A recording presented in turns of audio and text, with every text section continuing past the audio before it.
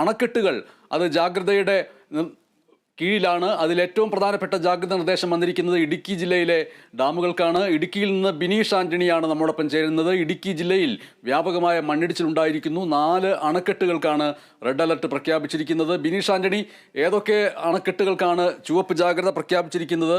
ഒപ്പം തന്നെ ഈ പ്രഖ്യാപിച്ചിരിക്കുന്ന 4 അണക്കെട്ടുകളിൽ നിന്നും സ്പിൽവേയിലൂടെ വെള്ളം പുറത്തേക്ക് ഒഴുക്കി വിടുന്നുണ്ടോ? ഏതൊക്കെയാണ് ആ ഡാമുകൾ?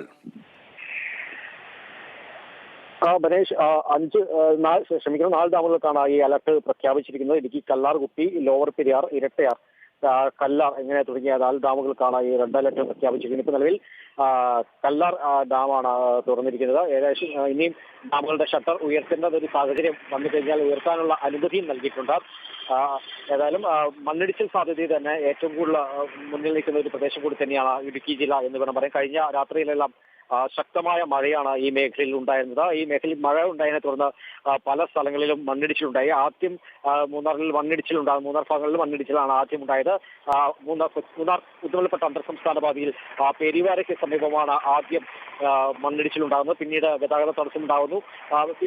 ഈ ഗതാഗത തടസ്സം നീക്കിയ ശേഷം പിന്നീട് മാട്ടുപ്പെട്ടി റോഡിൽ മണ്ണിടിച്ചിലുണ്ടാകുന്നു.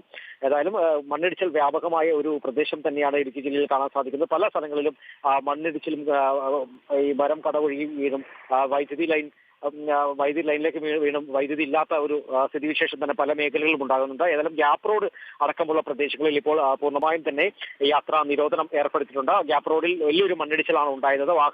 ഒരു വാഹനം കുടുങ്ങിയ ഒരു അവസ്ഥയുണ്ടായിരുന്നു. ഏതായാലും വാഹനം പുറത്തെത്തിച്ചു.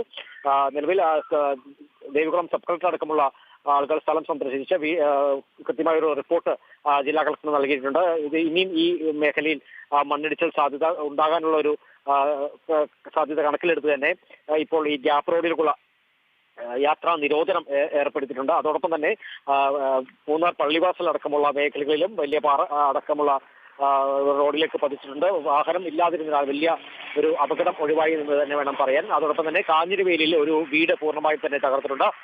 വീട്ടിൽ ഉണ്ടായിരുന്നവർ നിസ്സാര പരിക്കുകളോടെ രക്ഷപ്പെട്ടു. അതോടൊപ്പം തന്നെ ഉടുമ്പൻചോലയിലും വീട് ഭാഗികമായി തകർന്നു. കൂടാതെ പല മേഖലകളിലും വലിയ രീതിയിലുള്ള മണ്ണിടിച്ചിലാണ് ഉണ്ടായിരിക്കുന്നത്. ഏതായാലും ഇപ്പോൾ മൂന്നാർ അടക്കമുള്ള പ്രദേശങ്ങളിൽ ഇപ്പോൾ ക്യാമ്പ് തുറന്ന് പ്രവർത്തിക്കുന്നുണ്ട്. അന്തോണിയാർ കോളനി അടക്കമുള്ള ആളുകൾ, മണ്ണിടിച്ചിൽ സാധ്യതയുള്ള അന്തോണിയാർ കോളനി അടക്കമുള്ള സ്ഥലങ്ങളിലുള്ള ആളുകളെ, കുടുംബങ്ങളെയും കൂടെ ഈ ക്യാമ്പിലേക്ക് മാറ്റി പാർപ്പിച്ചിട്ടുണ്ട്. മൂന്നാർ കോളനിയിലും അത്തരത്തിലുള്ള ഈ അപകട ഭീഷണി നിലനിൽക്കുന്ന പ്രദേശത്തു നിന്നും ആളുകളെ ഈ ക്യാമ്പിലേക്ക് മാറ്റിയിട്ടുണ്ട്. ജില്ലയിൽ ഇനി ക്യാമ്പുകൾ തുറക്കേണ്ട ഒരു സാഹചര്യം ഉണ്ടെങ്കിൽ തന്നെ തീർച്ചയായും തുറക്കാൻ ഒരു അനുമതിയും നൽകിയിട്ടുണ്ട്. ഗണേഷ്.